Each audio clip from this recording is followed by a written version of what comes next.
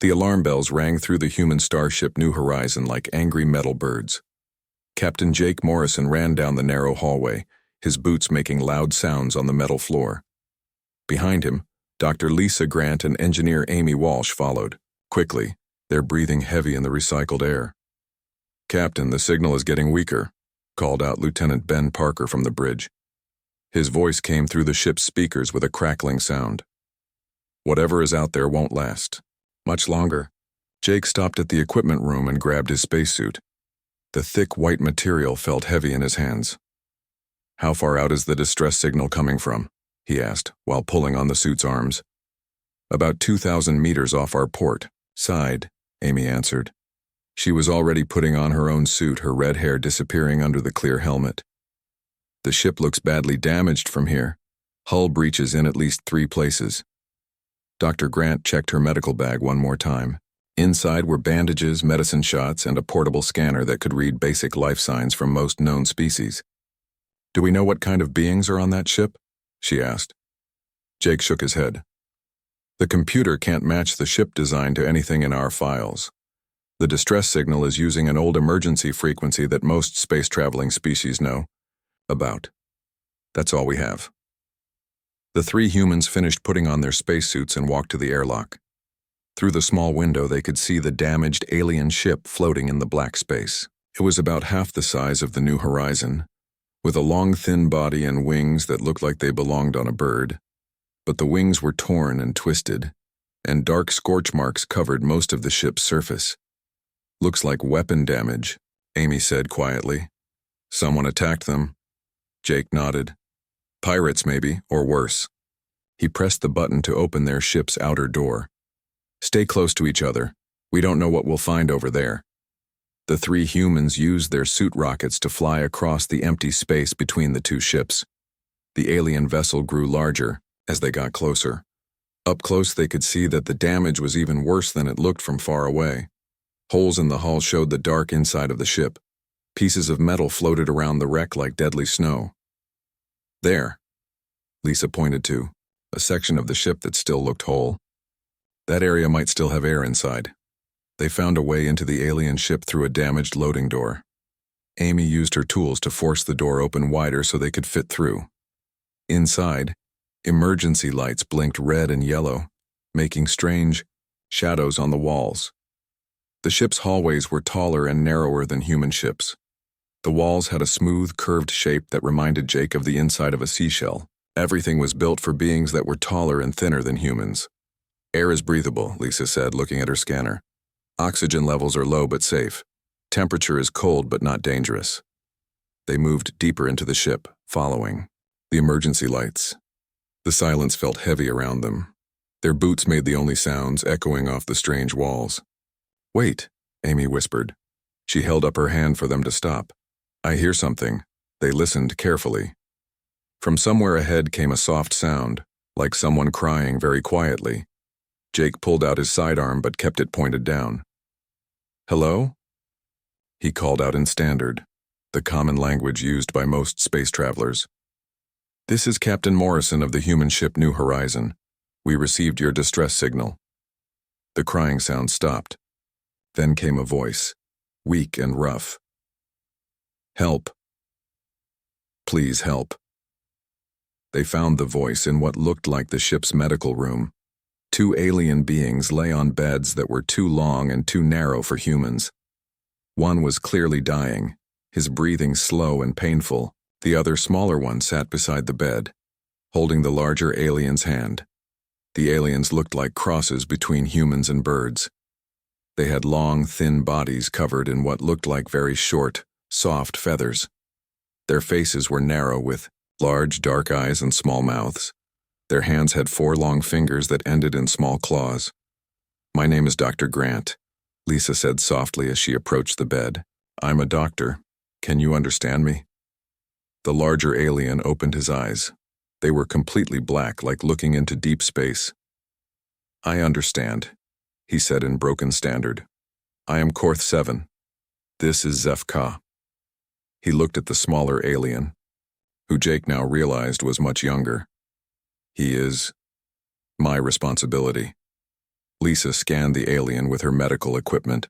Her face became serious as she read the results. Captain, his internal organs are badly damaged. I don't think I can save him. Korth 7 seemed to understand. He looked directly at Jake.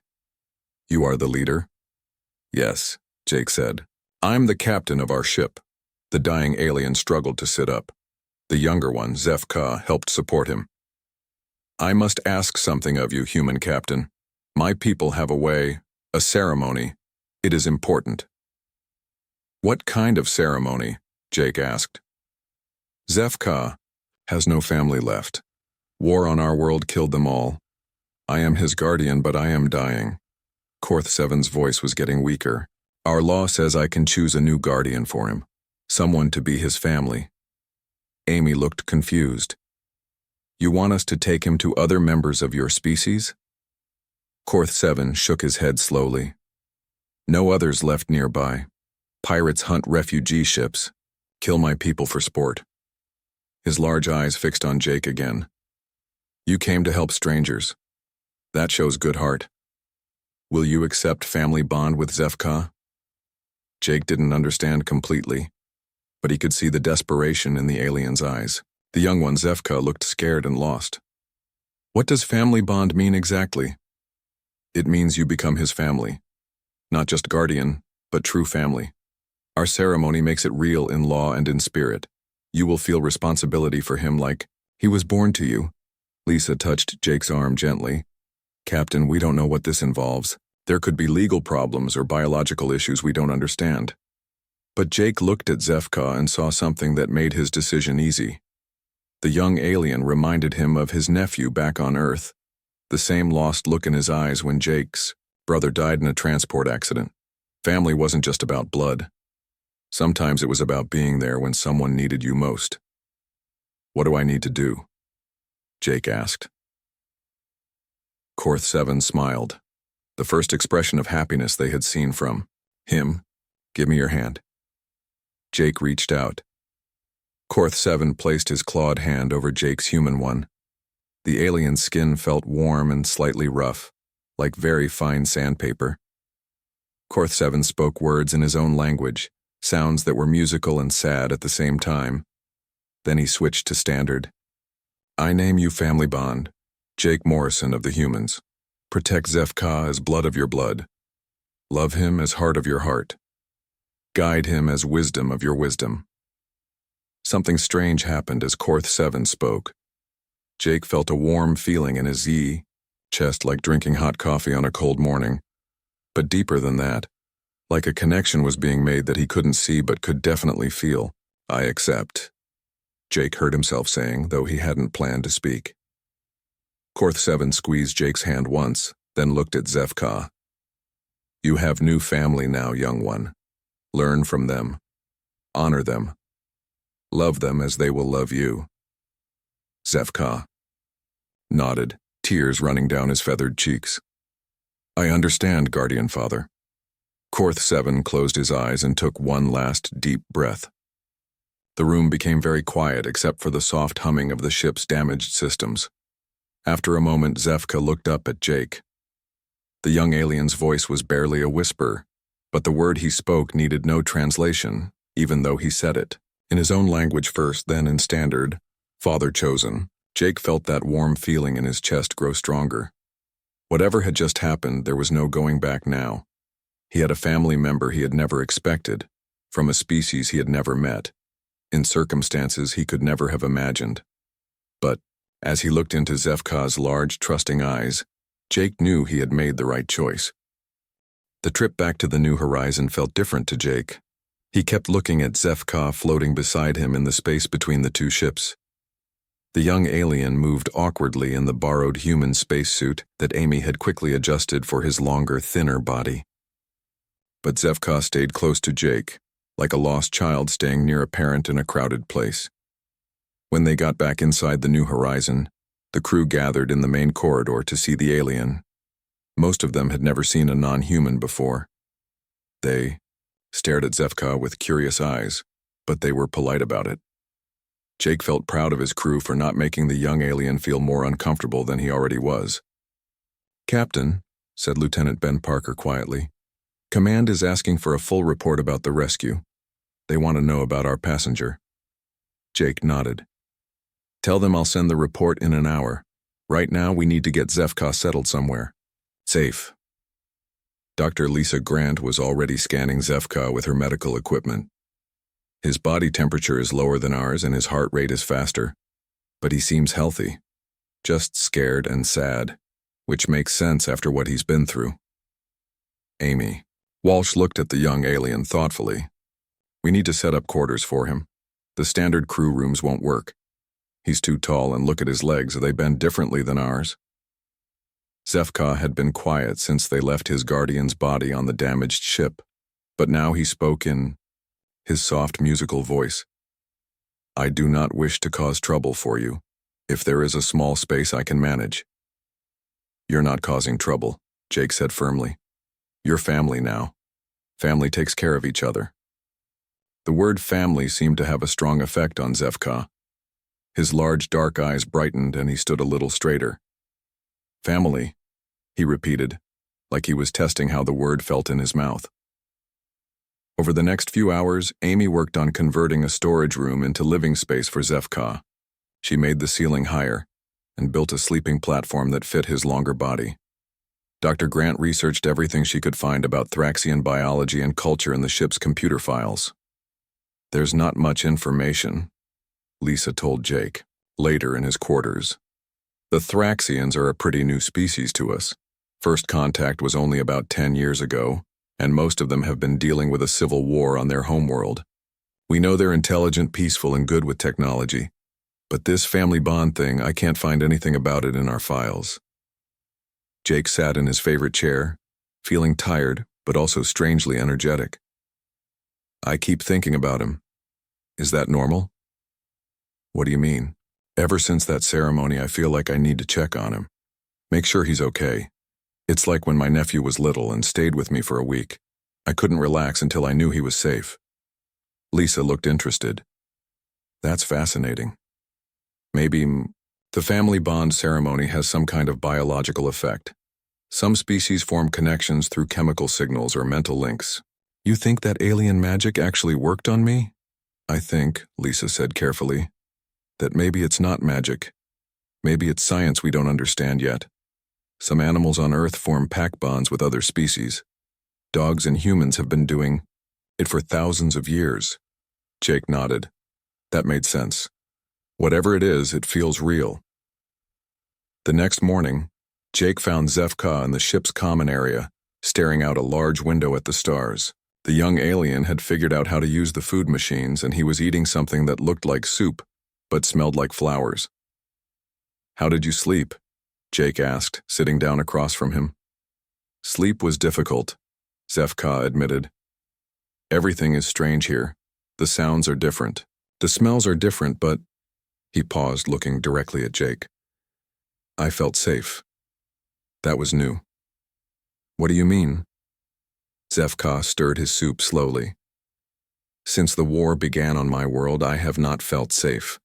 Always running, always hiding. Even with Guardian Father Korth 7, we were always afraid. But here with you, the fear is less." Jake felt that warm feeling in his chest again. "You are safe here. I promise you that." "I believe you," Zefka said simply. "The family bond tells me to believe you." That afternoon, Jake called a meeting with his senior officers. Commander Rick Hayes, his immediate superior, joined them. Through video communication from the military base on Mars. Hayes was a serious man with gray hair and tired eyes. He had been Jake's commanding officer for 5 years, and Jake respected him greatly. "Captain Morrison," Hayes said, his voice coming through clearly on the screen. "I've read your report about the rescue. I need to understand this situation better. You've essentially adopted an alien child?" "The family bond ceremony was their legal process for guardianship," Jake explained. "The dying alien had the right to choose a new guardian for Zefka. But did you have the right to accept?" Hayes asked. "This could create diplomatic problems. What if other members of his species disagree with this arrangement?" Dr. Grant spoke up.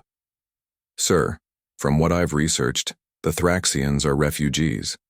Their government is broken, and most of their people are scattered across space. There's no central authority to disagree with anything. Hayes rubbed his forehead like he had a headache. That might make things worse, not better. Without official channels, we can't verify that this ceremony was legitimate. With respect, sir, Jake said. I don't care if it was legitimate by their old laws. A dying man asked me to take care of a child who had no one else. I said yes, that's legitimate enough for me. Hayes stared at Jake through the screen for a long moment. Captain, I understand your feelings, but feelings don't change regulations. The colonial authority is going to want to study this alien, learn about his species, maybe use him as a diplomatic contact. Use him? Jake felt anger rising in his chest. He's not a tool.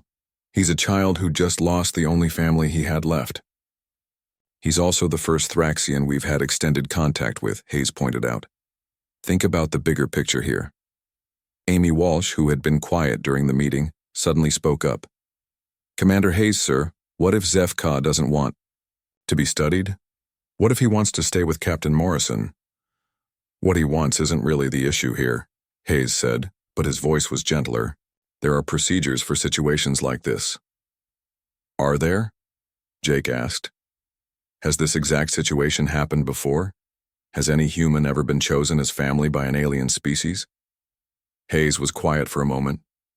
No, he admitted. This is new territory. After the meeting ended, Jake found Zefka in Amy's workshop. The young alien was watching her repair a damaged circuit board, his large eyes following her movements carefully. This is interesting work, Zefka said to Amy. On my world, I helped repair our ship's systems. Amy looked surprised. You know about electronics? Some. My people are good with technology. We had to be during the war. Always fixing things that were broken by fighting. Amy handed him a simple tool. Want to help me with this? Just hold this wire while I connect it. Zefka took the tool carefully. His four-fingered hands were actually better suited for the delicate work than Amy's five-fingered ones. Like this? Perfect. You're a natural at this. Jake watched them work together and felt that warm feeling again. But this time, it was mixed, with worry. What if Commander Hayes was right?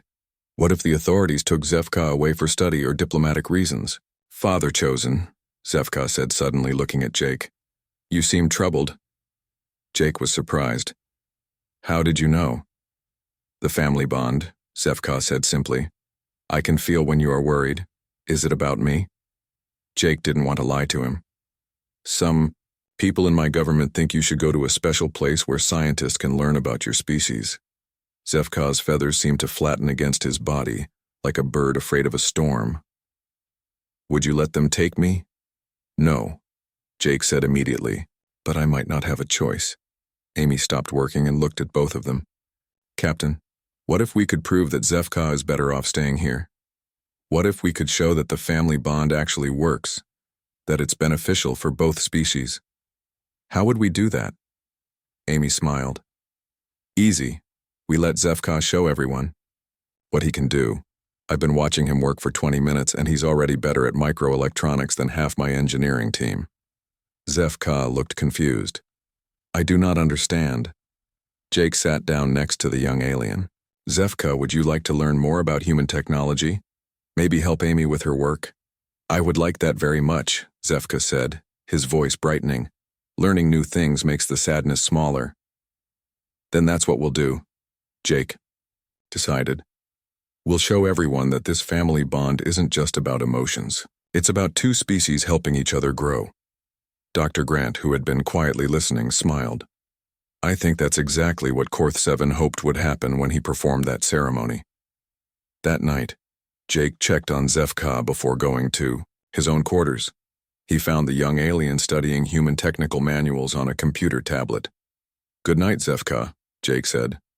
Good night, Father Chosen, Zefka replied. Then he paused. Jake? Yes? Thank you for keeping me. I know it makes things difficult for you. Jake felt his throat tighten with emotion. You're not making things difficult. You're making things better. As Jake walked back to his own room, he realized something important. The family bond hadn't just made him responsible for Zefka, it had made his whole life more meaningful. For the first time in years, he felt like he was doing something that truly mattered. 3 months had passed since Jake first met Zefka on the damaged refugee ship. The young Thraxian had grown more comfortable aboard the New Horizon, and the crew had grown to love having him around. His quiet, polite nature and eagerness to help made him popular with everyone. Zefka spent most of his time in Amy's engineering workshop, learning about human technology. His four-fingered hands were perfect for working with small, delicate parts, and his natural understanding of electronics impressed everyone. Amy often joked that she was going to steal him for her department permanently. "Look at this," Amy said to Jake one morning, holding up a small device. "Zefka figured out how to make our scanner work 20% faster just by rearranging the internal circuits. I've been trying to do that for 2 years.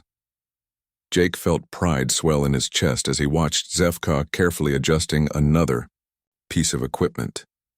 The young alien had grown taller in the past few months and seemed less afraid of everything around him, but he still called Jake Father Chosen and stayed close to him whenever they were in the same room.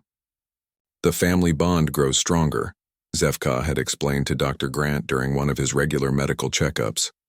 "In my people's way, Jake is truly my father now, not by blood, but by choice and love." Everything seemed to be going well until Lieutenant Parker received a message from command. "Captain," he said, his voice tense, "we're being ordered to rendezvous with the TCS Enterprise. There's a Colonial Authority inspector coming aboard to evaluate our situation." Jake felt his stomach drop. "What kind of evaluation?" "The message doesn't say, sir, but it mentions Zefka specifically." That afternoon, the Enterprise docked with the New Horizon. Director Paul Martin came aboard with 2 assistants and a briefcase full of official documents. Martin was a thin man with sharp eyes and expensive clothes. He looked like someone who had never been outside an office building.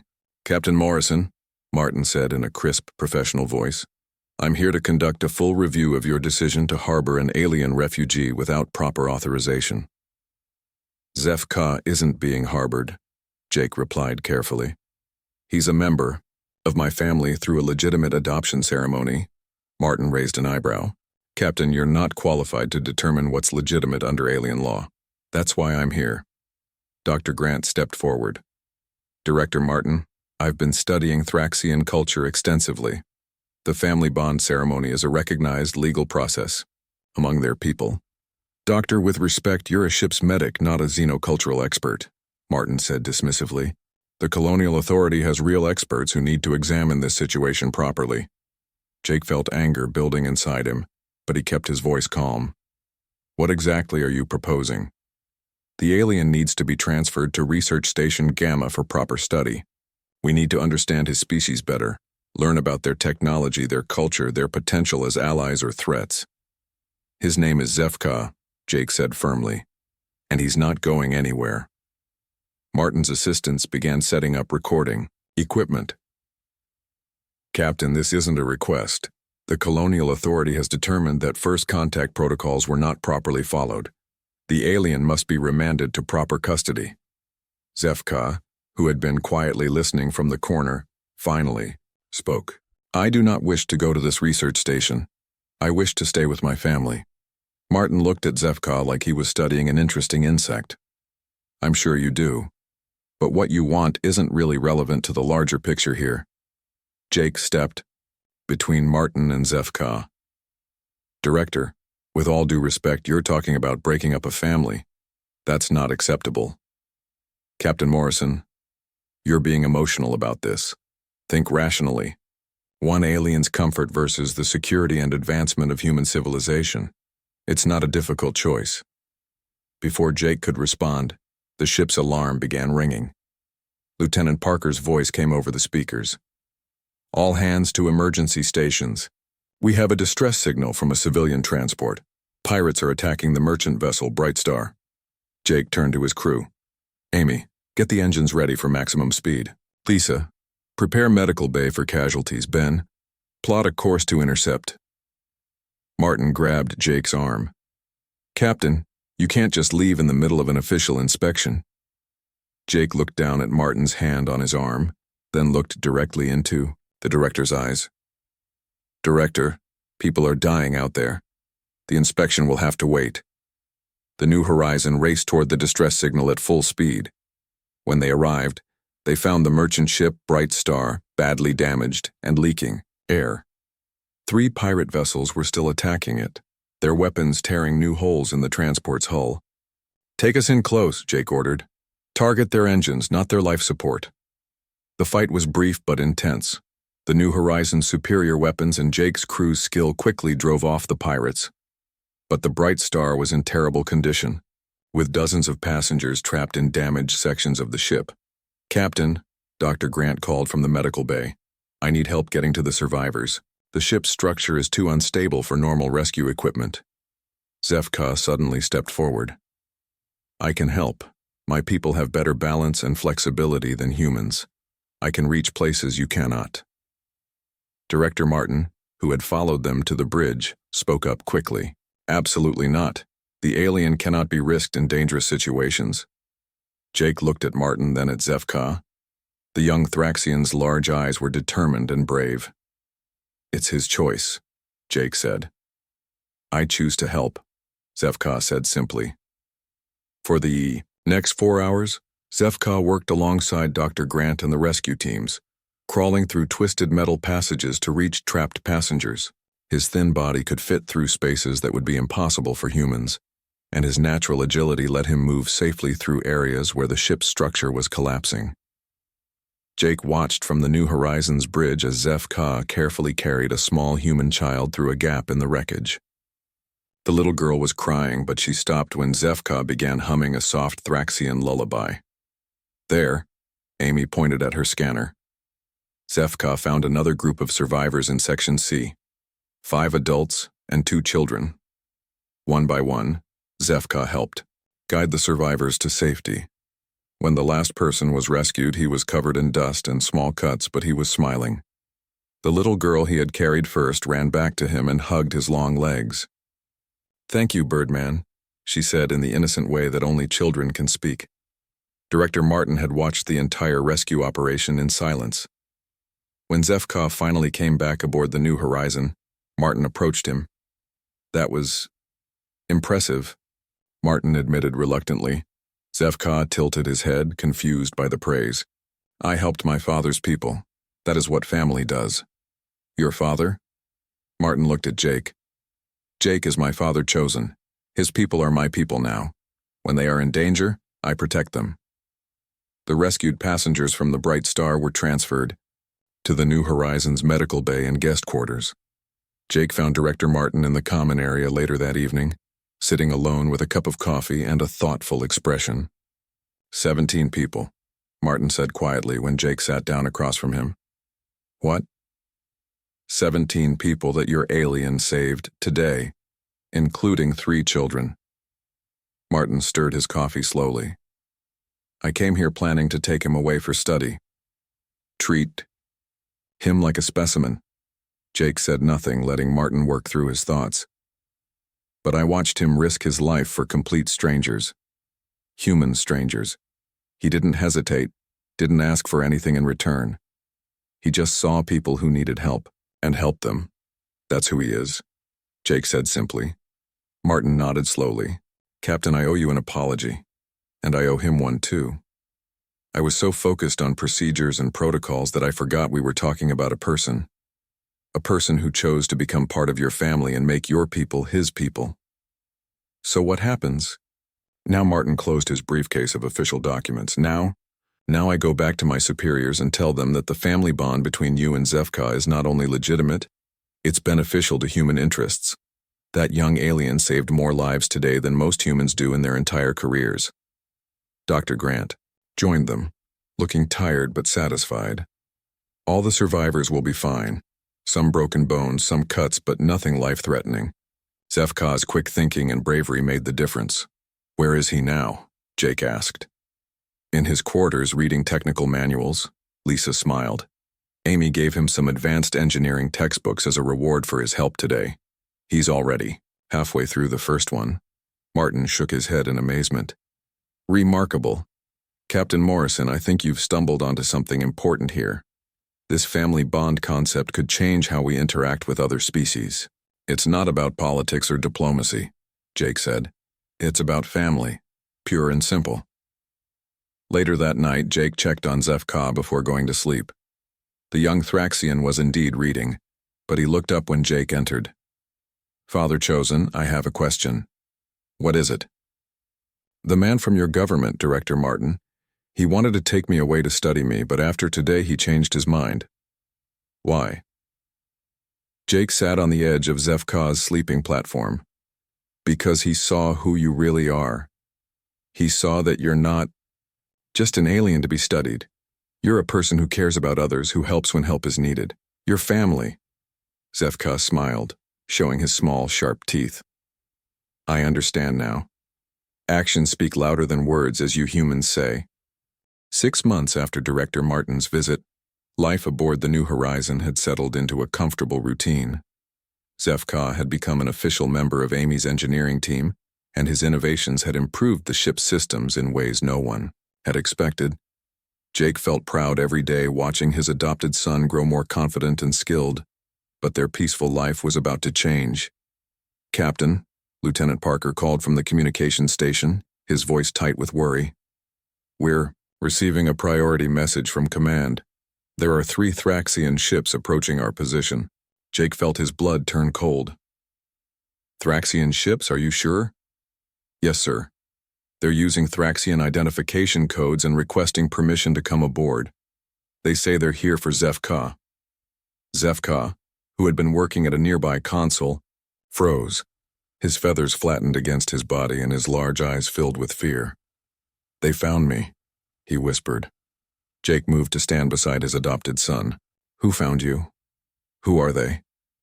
Military ships from my homeworld. I recognized the design. ZFK's voice was shaking. They must have tracked refugee movements, found survivors who knew about me. Dr. Grant hurried onto the bridge. What's happening? The whole ship is buzzing with rumors. ZFK's people have come for him, Jake explained grimly. Within an hour, a Thraxian shuttle docked with the New Horizon. 3 aliens came aboard, but they were different from ZFK. These Thraxians were larger, their feathers darker, and they moved with military precision. They wore uniforms covered in symbols that meant nothing to the humans but clearly impressed ZFK. The leader was a tall, imposing figure who introduced himself as General Vex Prime. His voice was deep and commanding, nothing like ZFK's gentle tones. I am here to retrieve the young noble ZFK, General Vex Prime announced. He is needed on the homeworld to help rebuild our civilization after the war. Jake stepped forward. General, ZFK is under my protection through a family bond ceremony performed by Korth 7. General Vex Prime's eyes narrowed. Korth 7 was a refugee, a nobody who fled when his world needed him. He had no authority to perform family bonds. That's not true, ZFK said quietly, but his voice carried clearly in the silent room. Guardian Father Korth 7 was of the noble house of Seven Wind. He had every right to choose my new family. The general turned his attention to ZFK for the first time. Young noble, you have been living among aliens too long. You forget your duties to your own people. I remember my duties, ZFK replied, standing straighter. But I also remember that my duties now include my human family. Commander Hayes, who had been monitoring the situation from Mars, appeared on the main screen. General Vex Prime, this is Commander Hayes of the Human Colonial Authority. What exactly are you claiming here? I am claiming a member of Thraxian nobility who was illegally adopted by aliens, the general said bluntly. The boy is needed to help legitimize our new government. His bloodline carries important political weight. Amy Walsh, who had been standing in the back, spoke up. Wait a minute. You're saying ZFK is nobility? He never mentioned that? ZFK looked embarrassed. It did not seem important. Noble bloodlines mean nothing when you are running for, your life. General Vex Prime's voice grew harder. They mean everything when you are trying to rebuild a broken world. Young noble, you will return with us immediately. And if he refuses? Jake asked. The general's hand moved to a weapon at his side. Then we will consider humans to be kidnappers and enemies of the Thraxian people. The tension in the room became thick enough to cut. Jake could see his crew members slowly moving their hands toward their own weapons. But he also saw the fear in Zefka's eyes, and something else. The look of someone being torn between two worlds. "General," Dr. Grant said carefully, "surely there's a way to resolve this without threats. Zefka has been happy here, and he's contributed greatly to both our species' understanding of each other. The comfort of one individual cannot outweigh the needs of an entire species," General Vex Prime replied coldly. Commander Hayes spoke from the screen. "Captain Morrison, I'm ordering you to comply with the General's request. We cannot risk an interstellar incident over one alien, even if he is family to you." Jake felt like someone had punched him in the stomach. "Sir, you're ordering me to hand over my son? I'm ordering you to consider the bigger picture. One person's happiness versus potentially millions of lives if this leads to war." Jake looked at Zefka, who was staring at the floor with his shoulders slumped. The young Thraxian looked smaller than Jake had ever seen him. "Father chosen," Zefka said quietly. "Perhaps they are right. Perhaps my duty to my birth people must come first." "No," Jake said firmly. "Family doesn't abandon family. There has to be another way." Dr. Grant suddenly straightened, like she had remembered something important. "General Vex Prime, you said Korth 7 had no authority to perform the family bond ceremony. But what if you're wrong about his status?" "I am not wrong. Korth 7 was a refugee who fled his responsibilities. Actually," Lisa continued, pulling out her datapad, "I've been researching Thraxian noble houses since Zefka told us about his bloodline. Korth 7 wasn't just any refugee. He was the former advisor to the High Council and a member of the noble House of Seven Wind himself." General Vex Prime looked uncertain for the first time. "That's impossible. The House of Seven Wind was destroyed in the early days of the war." "No," Zefka said, his voice growing stronger. "Guardian Father told me the truth before he died. He was my great-uncle, my birth father's brother. He saved me when our family was killed, and he had every right to choose my new guardian, Amy." Walsh was checking something on her own computer. "Captain, I'm reading Thraxian law documents that Dr. Grant sent me. According to this, if Korth 7 really was noble-born, then his family bond ceremony wasn't just legal. It was binding under Thraxian religious law." General Vex Prime's confidence began to crack. Even if that were true, the young noble still has duties to his people. "Yes, I do," Zefka said, and everyone turned to look at him. "But I also have duties to my chosen family, and I have rights under Thraxian law." "What rights?" the general demanded. Zefka stood as tall as his thin frame would allow. "The right to challenge your authority in a trial of wisdom. If you claim I must abandon my human family, then prove that your way is better than theirs." Jake had never seen Zefka look so determined or so much like the noble he was born to be. General Vex Prime looked shocked. "You would challenge military authority?" "I would challenge anyone who tries to separate me from my family without just cause," Zefka replied calmly. Dr. Grant was reading frantically on her datapad. "Captain, according to Thraxian law, a trial of wisdom is a formal debate where both sides present their arguments to neutral judges. If Zefka wins, he can make his own choice about where to live." General Vex Prime looked trapped. "This is ridiculous. We don't have time for ancient ceremonies." "Then you don't have time to take me," Zefka said simply. "I invoke my right, as a noble of the House of Seven Wind, to demand a trial of wisdom." Commander Hayes spoke from the screen. "What exactly would this trial involve?" "Both sides would present their arguments to a panel of judges from both species," Dr. Grant explained. "It's actually similar to human legal proceedings." Jake felt hope rising in his chest.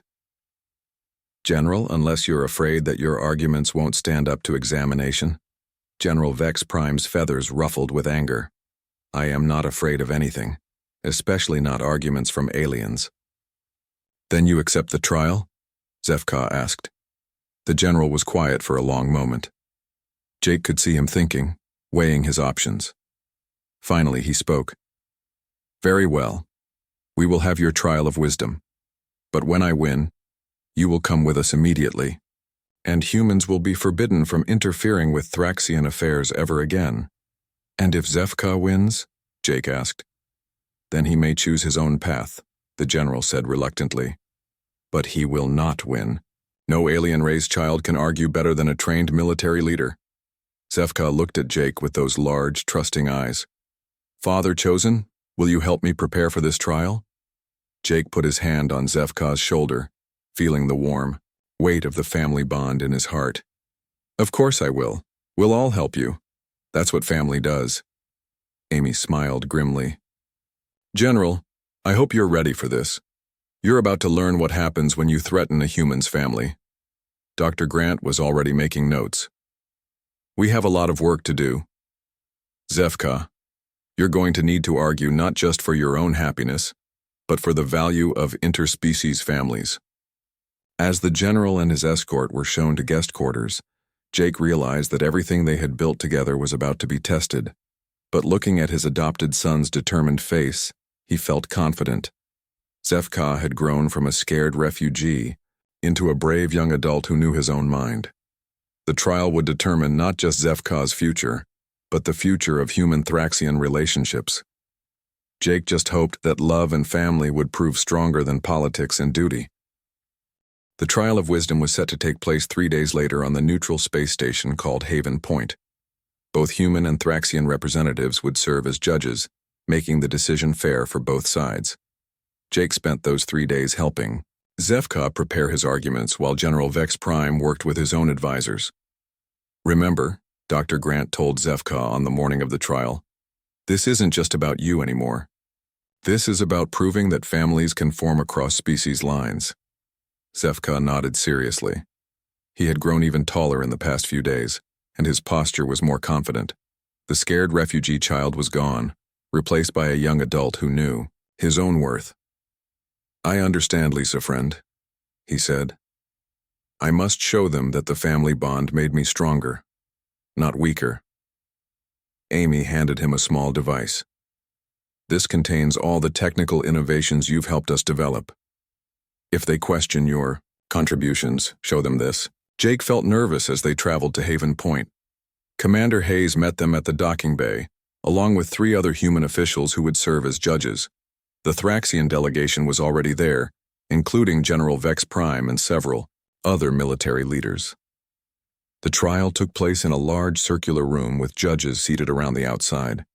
In the center, 2 platforms faced each other, one for Zefka and one for General Vex Prime. Jake and the crew of the New Horizons sat in the observer section, along with dozens of other humans and Thraxians who had come to witness this historic event. "This trial will determine the fate of Zefka of the House 7 Wind," announced Judge Taylor, a senior human diplomat. "Each side will present their arguments, and then the judges will decide." General Vex Prime spoke first. He was an impressive speaker, his deep voice carrying easily through the room. "Honored judges, this young noble was born to serve his people. His bloodline carries the genetic markers needed to help heal the divisions in our society. Without him, thousands of Thraxians may die in continued civil war." The general walked around his platform as he spoke, his military bearing commanding attention. "The humans may mean well, but they cannot understand the weight of responsibility that noble blood carries. Zefka belongs with his own species, helping to rebuild what was destroyed." He gestured toward Jake and his crew. "These aliens have kept our noble away from his duties for months. Every day he spends playing with human technology is a day he is not learning the skills he needs to lead our people." Several Thraxian judges nodded in agreement. Jake felt his heart sink. The general's arguments sounded logical and important. Furthermore, General Vex Prime continued, "The family bond ceremony was performed during a time of extreme stress. Korth 7 was dying and may not have been thinking clearly. Such decisions should not bind a young noble for his entire life." When the general finished, it was Zefka's turn. The young Thraxian stood slowly and walked to his platform. For a moment, He seemed small and uncertain compared to the imposing military leader. But when HFY began to speak, his voice was clear and strong. Honored judges, General Vex Prime speaks of duty and bloodlines and genetic markers. These are important things, but they are not the only important things. HFY looked directly at the Thraxian judges. Our people have always valued wisdom above force, learning above tradition. The general asks you to ignore what I have learned and what I have become. He activated Amy's device, and holographic displays appeared around the room showing technical diagrams and innovation reports.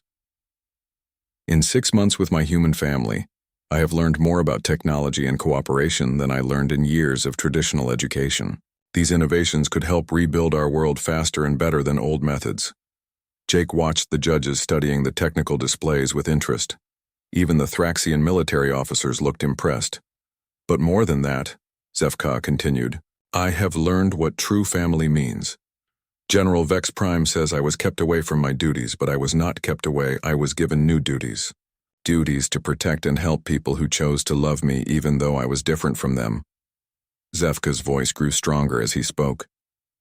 When human civilians were in danger, I risked my life to save them. Not because they were my species, but because they were my family's people. The family bond did not make me weak. It made me strong enough to care about others besides myself. Dr. Grant had tears in her eyes as she listened. Jake felt the familiar warm feeling in his chest, but this time it was mixed with pride so strong, it almost hurt. The general speaks of genetic markers and bloodlines, HFY said, looking directly at General Vex Prime. But what good are noble genes if they produce leaders who think only of their own species?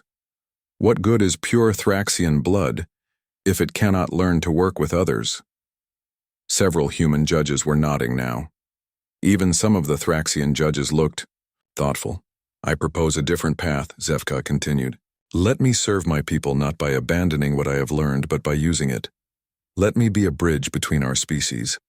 Let me show other young Thraxians that family can grow beyond blood, and that strength comes from unity, not separation. Durl. Vex Prime stood up angrily. This is exactly what I mean. The boy has been corrupted by alien ideas about family and cooperation. He thinks like a human now, not like a Thraxian.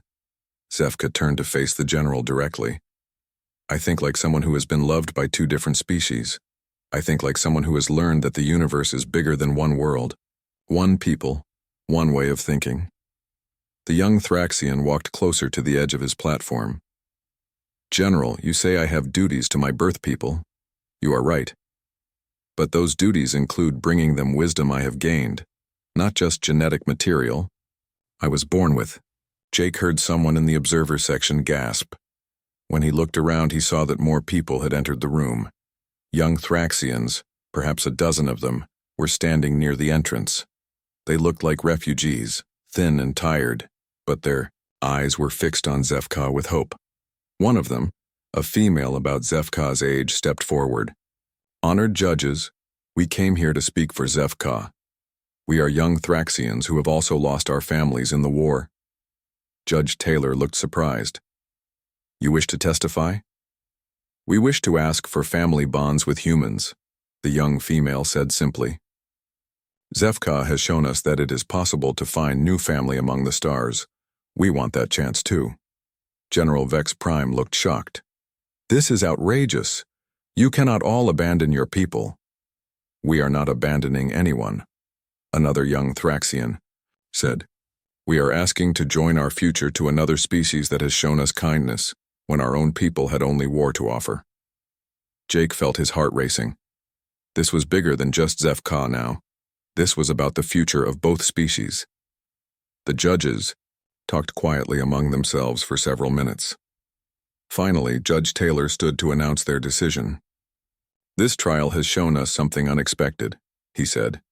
We came here to decide the fate of one young Thraxian. Instead, we have learned about the possibility of creating new kinds of families that cross species lines. He looked at both HFY and General Vex Prime. The judges have decided that HFY has the right to choose his own path. The family bond ceremony was legitimate, and the results speak for themselves. Jake felt relief wash over him like a wave. However, Judge Taylor continued, "We also recognize General Vex Prime's concerns about Thraxian society. Therefore, we propose a compromise." Everyone in the room leaned forward to hear. Zefka will remain with his human family, but he will also serve as an official ambassador between our species. Other young Thraxians who wish to form family bonds with humans will be allowed to do so, but under careful supervision to ensure the benefits to both species. General Vex Prime looked like he wanted to argue, but one of his own advisors whispered something in his ear. After a moment, he nodded reluctantly. If this is what the young nobles want, then perhaps it is what our people need. Later that evening, Jake found himself in Haven Point's observation deck, looking out at the stars with Zefka beside him. The young Thraxian was officially staying with his human family, but now he would also help other young aliens find families of their own. "Father chosen," Zefka said quietly. "Do you think we did the right thing?" Jake put his arm around his adopted son's shoulders. "I think we showed everyone that family isn't about blood or species or duty. It's about choice and love and making each other better than we were alone." Zefka smiled, that same gentle expression Jake had grown to love. "The other young ones will need help learning human ways. Amy says she wants to expand her engineering program to teach them. And Dr. Grant wants to study how family bonds affect both species," Jake added. "Looks like we're going to be busy." "Good," Zefka said. "I want to be busy helping others find what we found." As they watched the stars together, Jake realized that when Korth 7 had asked him to accept the family bond, the dying alien had given him more than a son. He had given him a chance to help create a new kind of family that could span the galaxy.